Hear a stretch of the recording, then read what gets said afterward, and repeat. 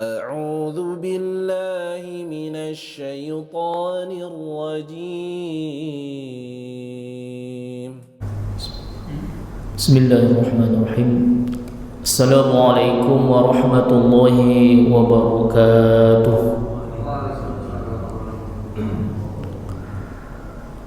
الحمد لله الذي أسرى بعبده ليلا من المسجد الحرام إلى المسجد الأقصى. أشهد أن لا إله إلا الله وحده لا شريك له وأشهد أن محمدا عبده ورسوله لا نبي بعده. اللهم صل وسلم وبارك على محمد وعلى آله وصحبه أجمعين. رب اشرح لي صدري ويسر لي أمري واحلل عقدة من لساني يفقهوا قولي. قال الله تعالى: أعوذ بالله من الشيطان الرجيم. سبحان الذي أسرى بعبده ليلا من المسجد الحرام إلى المسجد الأقصى الذي باركنا حوله لنريه من آياتنا إنك السميع البصير. صدق الله العظيم. Kaum muslimin sedang sholat subuh yang dirahmati Allah Subhanahu wa taala.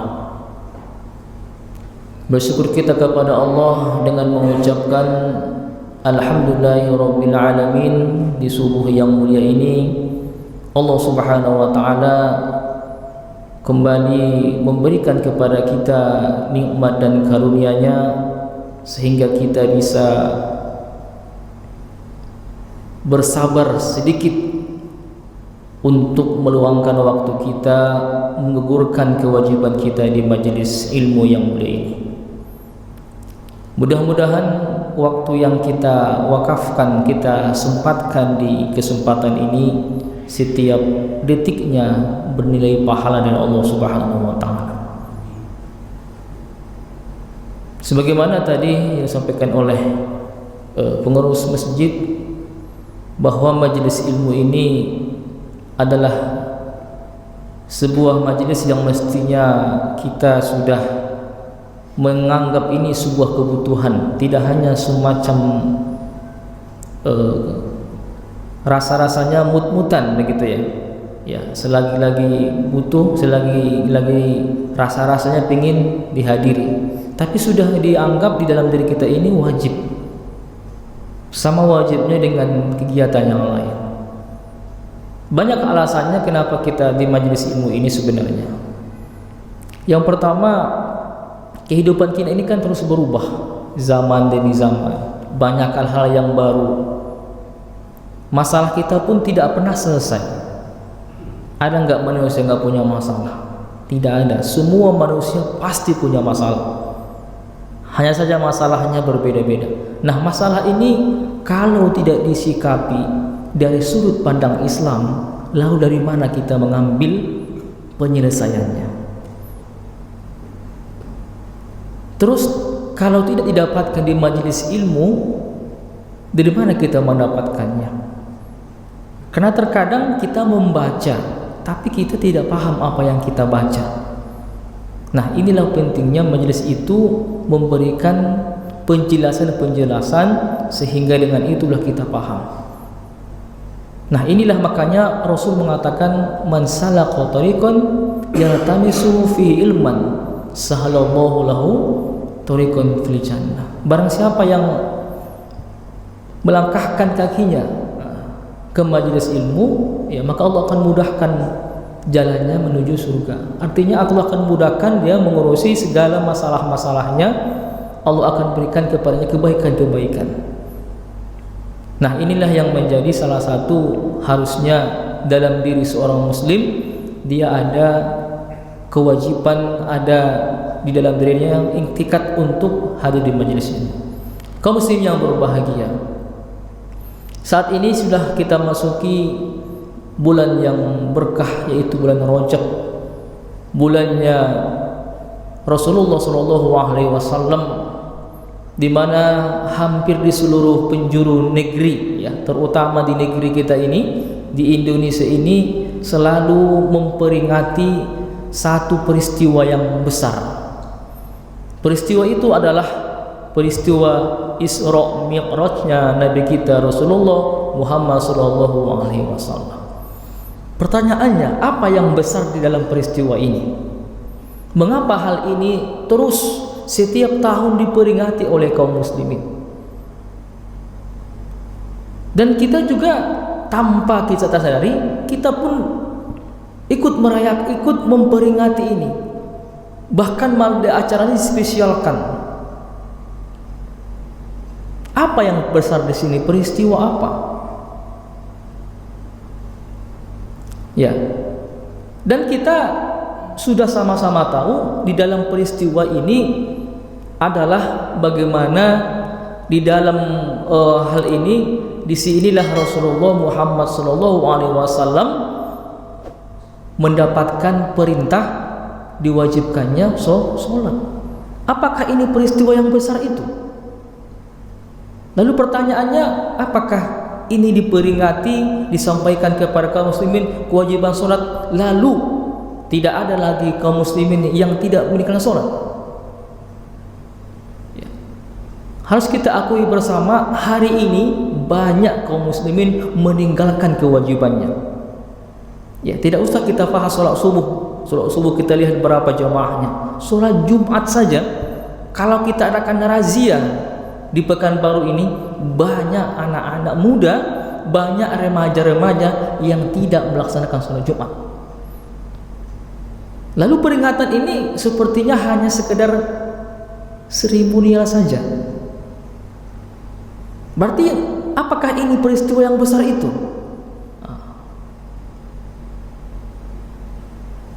Kaum muslimin yang berbahagia, memang di dalam peristiwa ini, ya, Rasulullah memang mendapatkan perintah diwajibkannya kita melaksanakan berupa ibadah mahdhah kepada Allah Subhanahu wa taala, dan ini wajib hukumnya.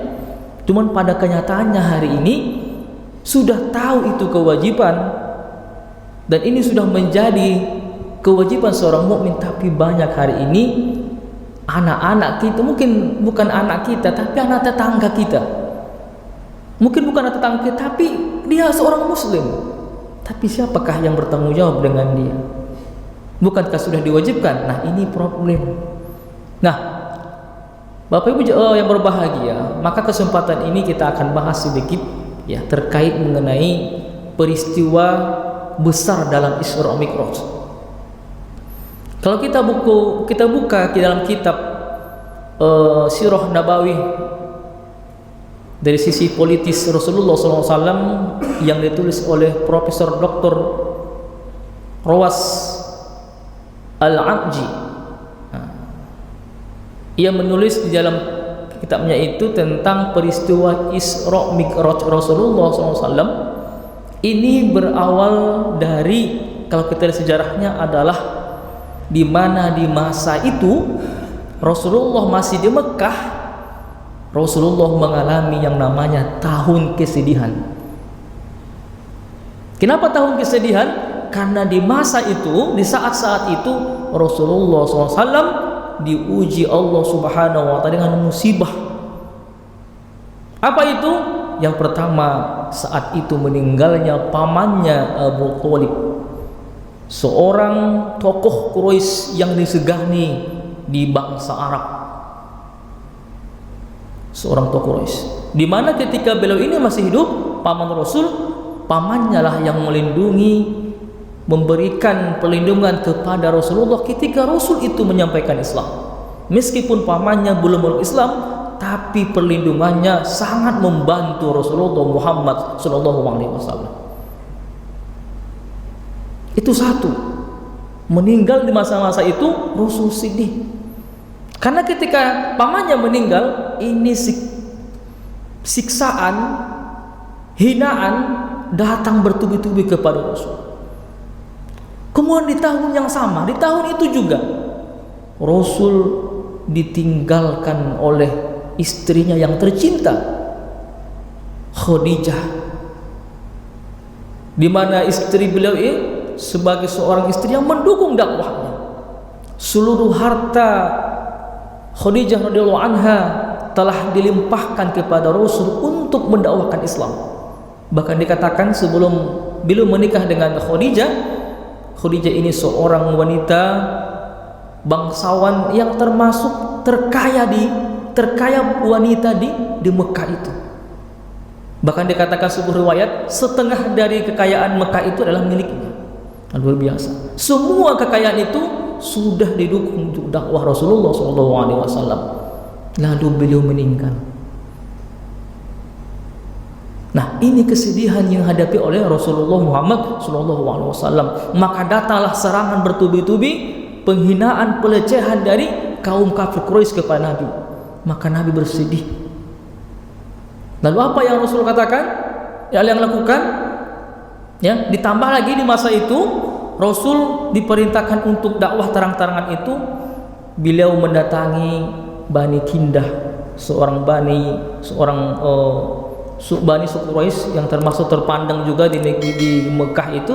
Bani Kindah diajak masuk Islam dan minta perlindungan kepada mereka untuk mendukung dakwahnya, namun mereka tolak. Lalu kemudian Rasul pergi lagi ke sebuah kafilah Quraisy, yaitu bernama Bani Sa'sa'ah ya. Ini juga sekumpulan suku Quraisy yang memiliki pengaruh juga di tengah-tengah kaum Quraisy. Apakah diterima dakwahnya? Mereka menolak. Mereka mendukung, tapi kata mereka, ketika nanti engkau berhasil mendakwahkan Islam ini, lalu menguasai jazirah Arab ini, maka setelah engkau selesai memimpin, serahkanlah itu kepada kami. Maka Rasul mengatakan, kalau itu saya tidak bisa menjamin, karena itu adalah tergantung kehendak Allah Subhanahu wa taala. Maka ditolak dakwahnya. Lalu kemudian dengan kondisi seperti itu, penolakan di mana-mana untuk menerima dakwah ini, lalu Rasul pergi ke sebuah negeri Taif. Negeri Taif ini adalah sebuah negeri yang makmur, di mana beliau harapan besarnya di sini Islam itu akan berkembang pesat. Karena keturunan daripada ibu Rasulullah Aminah ini banyak saudara-saudara ibunya di negeri Taif. Jadi besar kemungkinan dakwah diterima di sana. Lantas apa terjadi? Ketika sampai ke sana, ternyata penolakan yang didapatkan Rasul jauh lebih besar yang dihadapi kepada bani-bani yang lain. Bahkan dikatakan dalam sebuah riwayat, ketika beliau meninggalkan negeri Taif, ini anak-anak orang tua diprovokasi sama kepala-kepala suku untuk mengusir Nabi, bahkan dilempari pakai batu sampai berdarah-darah kaki Nabi kita Sallallahu Alaihi Wasallam. Nah, begitulah Rasul sedih dan pulang dalam keadaan bersedih. Tidak ada yang mendukung Islam, tidak ada yang menerima dakwahnya. Maka saat-saat itulah Rasulullah SAW dihibur Allah. Dihiburlah Rasulullah dalam sebuah riwayat itu. Ketika itu Rasul di malam itu, ya, di dalam kitab Sirah Nabawi itu dikatakan Rasul dijemput malaikat Jibril bersama buraq namanya ya. Buraq ini tidak bisa kita definisikan seperti apa. Ada yang mengatakannya seperti binatang, tapi yang pasti dia adalah sejenis kendaraan yang dibawa oleh Jibril. Lalu kemudian diturunlah ayat yang tadi, subhanalladzi asra bi'abadihi lailam minal masjidil haram ilal masjidil aqsa.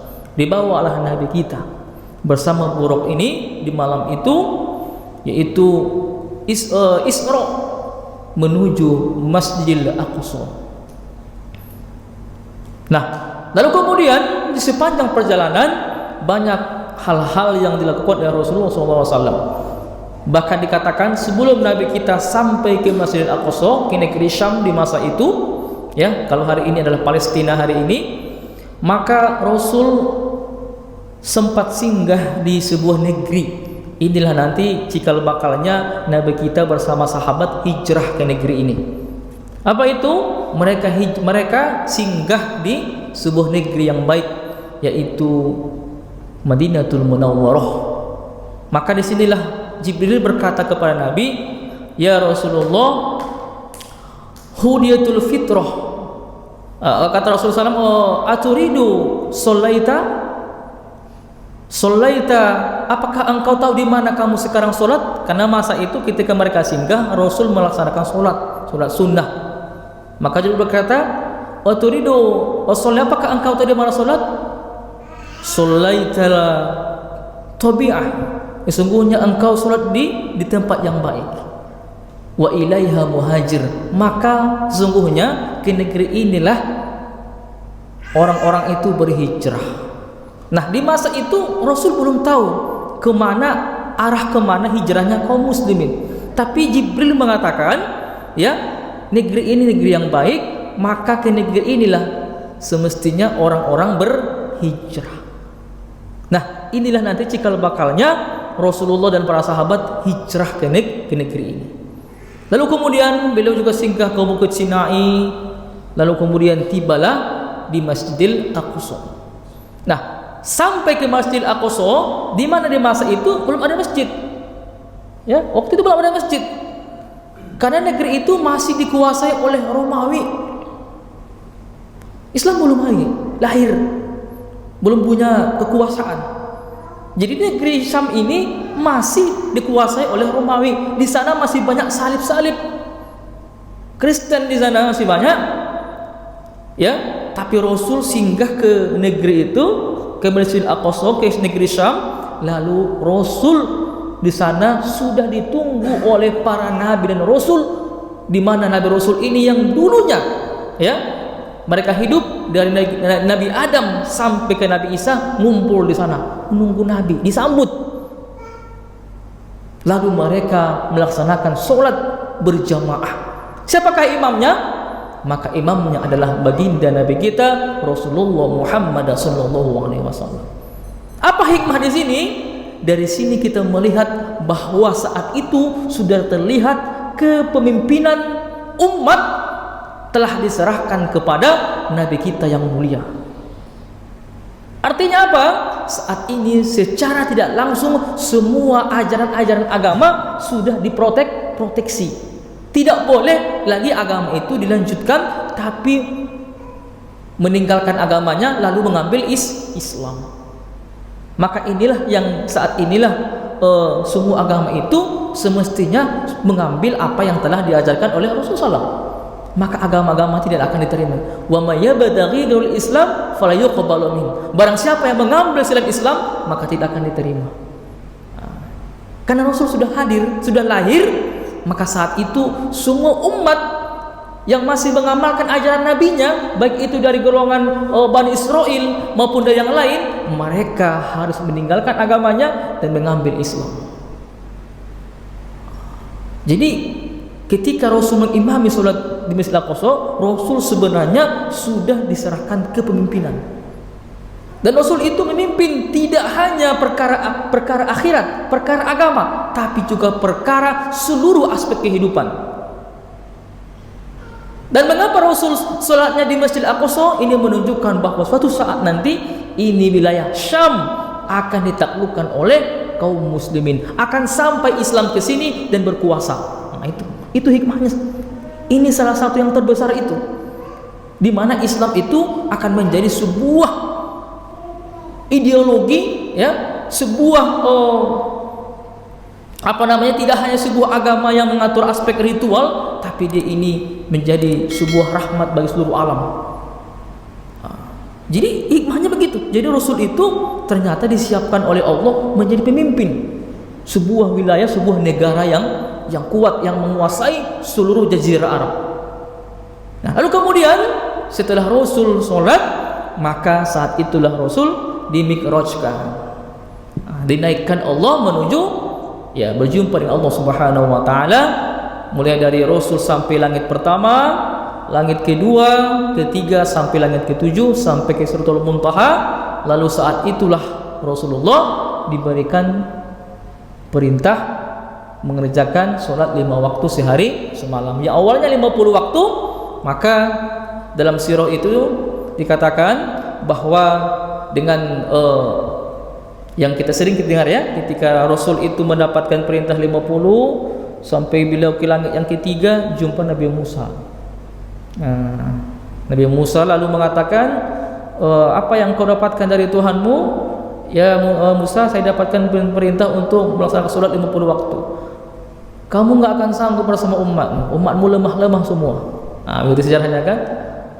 Mintakan lagi toleransi kepada Allah akan dikurangi. Maka singkat cerita sampai 3 kali ya dikurangi itu ya, maka sampailah 5 waktu. Itu pun Musa masih mengatakan umatmu gak akan mampu 5 waktu. Memang kita nggak mampu hari ini kan, banyak yang laksanakan. Hari 5 waktu banyak yang laksanakan hari ini. Tapi apa kata Nabi? Saya malu kepada Allah, sudah sering saya bolak-balik, cukuplah 5 waktu ini kami laksanakan. Itu adalah riwayatnya bagaimana asal muasalnya kaum muslimin mendapatkan perintah sholat. Nah, jadi inilah awal cikal bakalnya kita di setiap memperingati ini yang sering disampaikan oleh Pak Mubalik. Tapi ini sebenarnya bukanlah peristiwa yang paling besarnya, tapi peristiwa itu Rasul SAW diperlihatkan dengan kebesaran Allah Subhanahu wa taala. Nah, apa yang diperlihatkan itu? Allazi barakna haulahu linurihu min ayatina. Kami perlihatkan tanda-tanda kebesaran kami, kata Allah. Apa yang diperlihatkan? Rasulullah dipertunjukkan kepada bagaimana keadaan orang-orang di neraka, diperlihatkan orang-orang yang rakus dengan dunia, diperlihatkan semuanya. Nah, sampai disebut di sebuah riwayat dikatakan ketika itu dalam hadis Imam Muslim ya, hudiyat fitrah, ketika itu Rasul dihadapkan kepada 2 bezana, 2 minuman. Satu minuman adalah berupa susu, satu lagi berupa khamar atau arak gitu ya. Maka apa kata Jibril, di antara 2 bezana ini mana yang kau pilih?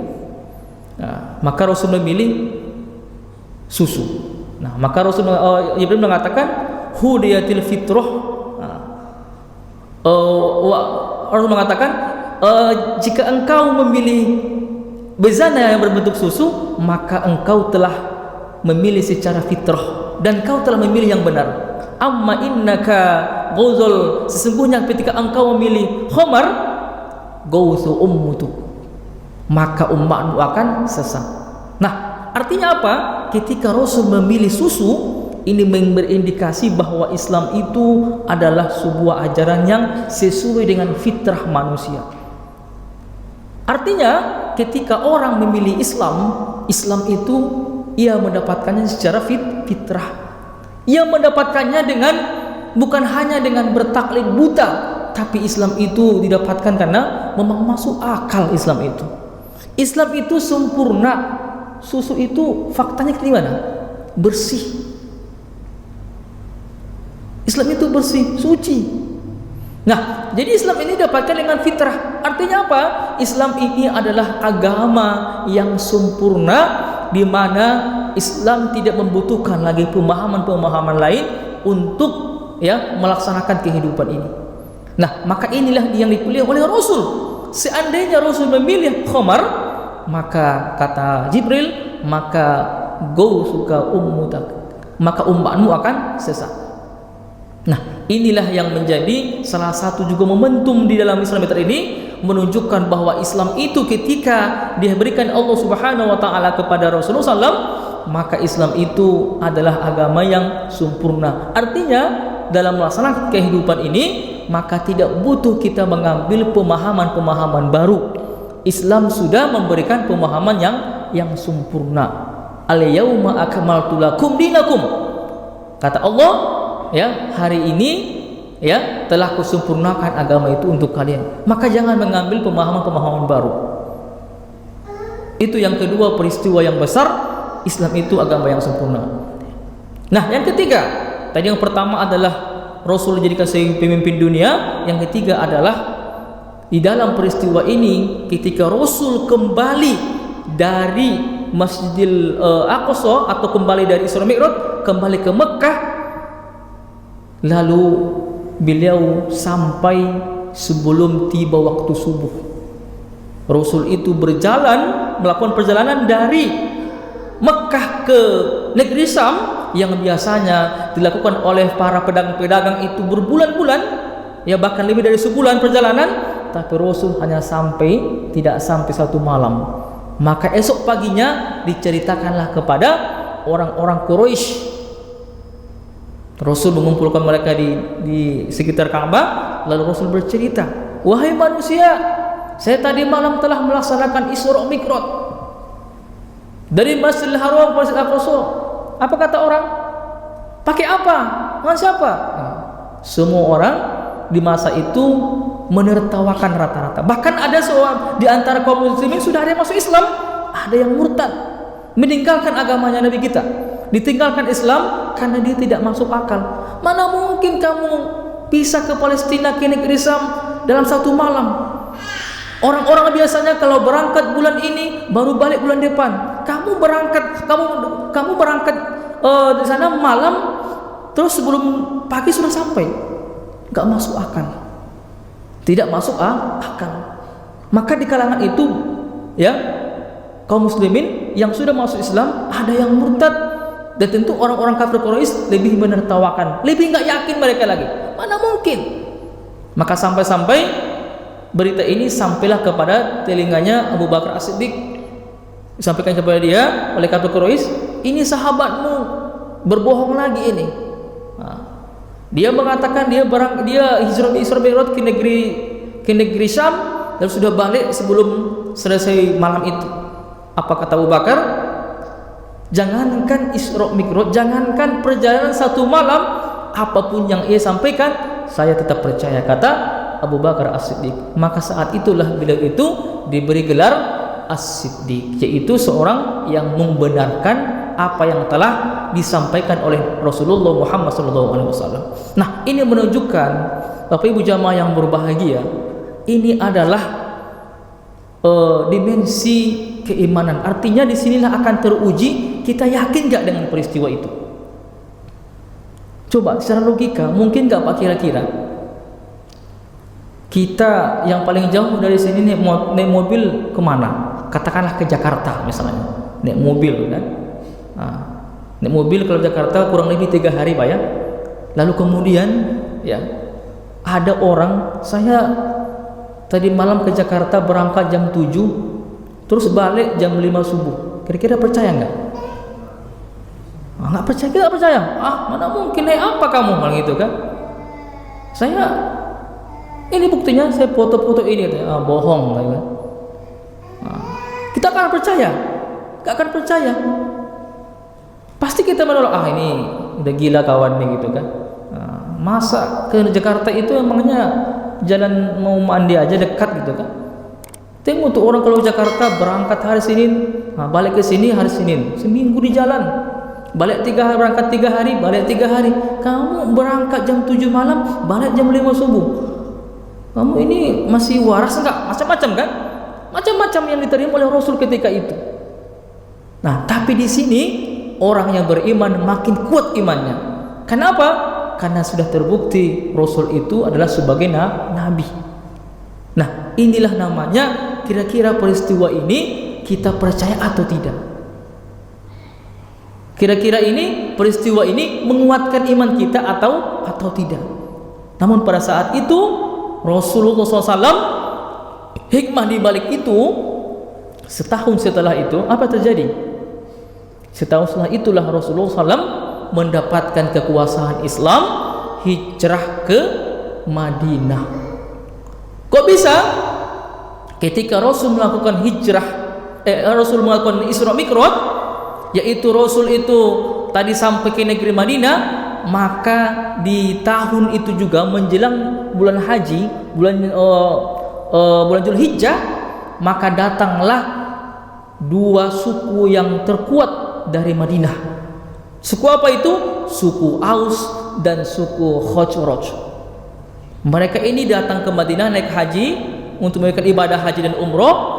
Maka saat itu Rasul yang tadi mendakwakan Islam ke rata-rata ke penguasa-penguasa di Mekah, ke Bani Kinda, So'a, maka sampai lebih lalu mendengar kabar bahwa di lembah Aqabah itu ada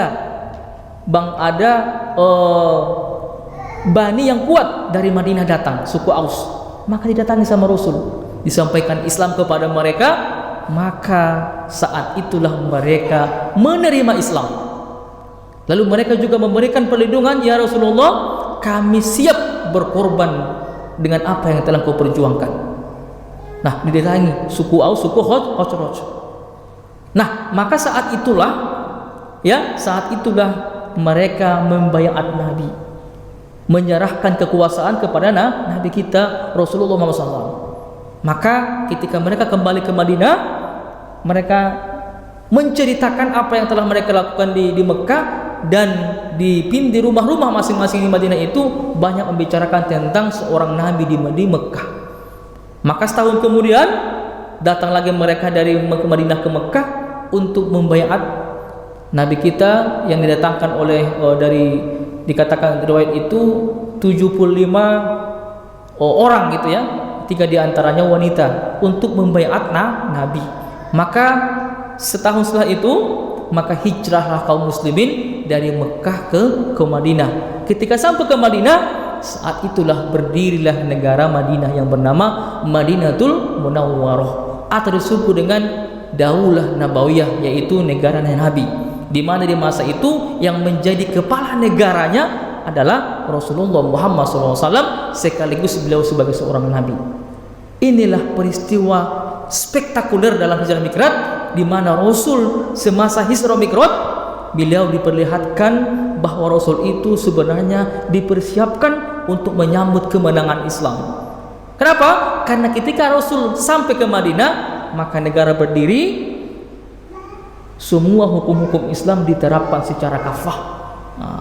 Maka saat itulah berlaku Islam itu diterapkan secara kafah, dan saat itulah mulai Islam tidak bisa lagi dilecehkan oleh siapapun. Siapa yang menghina Islam diperangi. Sampai-sampai ketika Rasul masih hidup, itu Mekah ditaklukkan oleh Rasulullah SAW dan kaum muslimin. Ditaklukkan.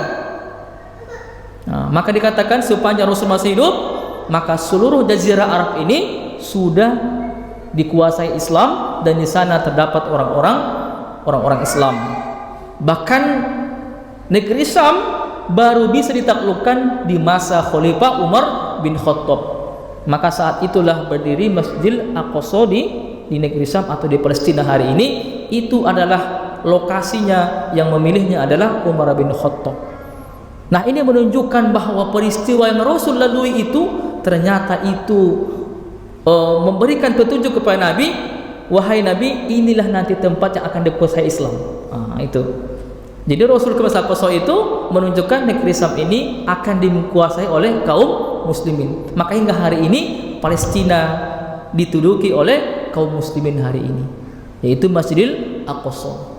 Nah, inilah peristiwa Isra Mi'raj yang semestinya yang harus kita pahami. Maka diperingati bagaimana Islam ini cikal bakalnya menguasai dunia, hingga Islam itu sampai ke negeri kita hari ini karena peristiwa itu. Maka Islam yang kita pahami bukan hanya perkara ibadah, kewajiban sholat, tapi perkara kepemimpinan, di mana Islam hari ini haruslah menjadi pemimpin, bukan dipimpin, tapi pemimpin. Tapi faktanya hari ini kita dipimpin oleh orang-orang Barat. Kita dipimpin oleh orang-orang, kita dipimpin bukan dengan hukum-hukum Islam, tapi kita dipimpin dengan aturan-aturan yang tidak bersumber dari Islam.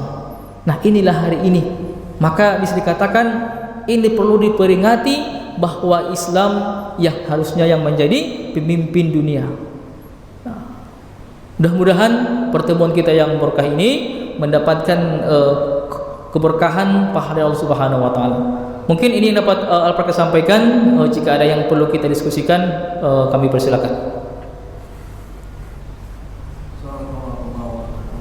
Waalaikumsalam.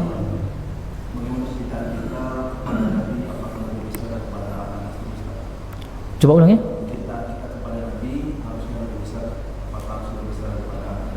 Oh ya. Ya. bagaimana kita menirukan cinta, ya. Jadi kalau bicara cinta ini adalah maka apakah kita lebih cinta kepada Nabi atau dibandingkan keluarga kita? Maka ini sebenarnya sudah sering disampaikan oleh para ulama juga, ya, bahwa kalau kita bicara mengenai kedudukan, ya, bahkan waktu itu di sebuah riwayat yang disampaikan oleh Umar bin Khattab, ya, ketika itu Umar mengatakan, ya wallahi ya Allah, ya wallahi demi Allah, saya mencintaimu ya Rasulullah setelah ibu, ayahku dan istriku, kata Umar bin Khattab. Maka Rasul mengatakan, wahai Umar, engkau salah. Harusnya adalah aku lebih engkau cintai daripada keluargamu. Nah, maka oleh karena itu dalam posisi cinta ini kita menempatkan cinta kita itu, ya, cinta kepada Allah dan Rasulnya lebih utama, baru kita mencintai, ya, diri kita ataupun keluarga kita. Karena cinta ini adalah, maka Allah mengatakan, qul in kuntum tuhibbunallaha fattabi'uni. Nah, ketika kalau kamu katakan kamu cinta kepada Allah, maka ikutilah aku. Artinya apa? Setelah kita mencintai Allah, maka urutannya adalah cinta kepada Nabi. Jangan kita memilih cinta kepada keluarga kita. Artinya apa? Kalau kita buat namanya urutan, ya. Artinya apa? Ini adalah perkara, maka dalam kehidupan ini wujud kecintaan itu adalah ketaatan. Jadi cinta itu buktinya apa? Apakah kita bilang, ya Allah Rasulullah saya mencintaimu? Bukan mesti begitu, tapi ditunjukkan dengan ketaatan. Apa yang diperintahkan dilaksanakan. Wa ma atakum rasul fakhudhuhu. Apa-apa yang diperintahkan kepadamu, maka laksanakan, kata Rasulullah. Nah, inilah bukti cinta. Maka cinta itu tidak dengan omongan, ucapan saja, tapi wujudnya perbuatan, dilaksanakan. Apa yang dilaksanakan itu, ya, apa yang diperintahkan Rasul.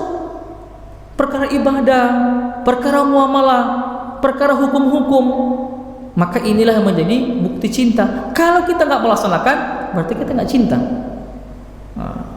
Nah, sama dengan kita cinta kepada istri. Kenapa cinta? Ya, cinta istri kepada suami. Apa wujudnya? Wujudnya tadi kita melayani apa yang telah, ya, menuruti apa yang telah mungkin yang diminta oleh istri kita. Itu cinta, kan? Nah, begitu juga istri kepada suami, wujud cinta apa? Taati suaminya. Jadi cinta itu tidak hanya perkara lisan, nah, tapi cinta itu wujudnya adalah ketaatan. Ketaatan kepada yang ditaati. Maka dalam hal ini mentaati apa yang diperintahkan oleh Rasulullah Muhammad SAW. Baik, Allahumma bisawab. Demikian mungkin kajian kita, insyaallah nanti kita cari referensi yang lebih rojing lagi. Baik, kita tutup pertemuan kita dengan membaca hamdalah dan doa kafaratul majlis. Alhamdulillahirabbil alamin, subhanakallahumma bihamdika asyhadu an la ilaha illa anta astaghfiruka wa atubu ilaik. Afwa minkum. Assalamualaikum warahmatullahi wabarakatuh.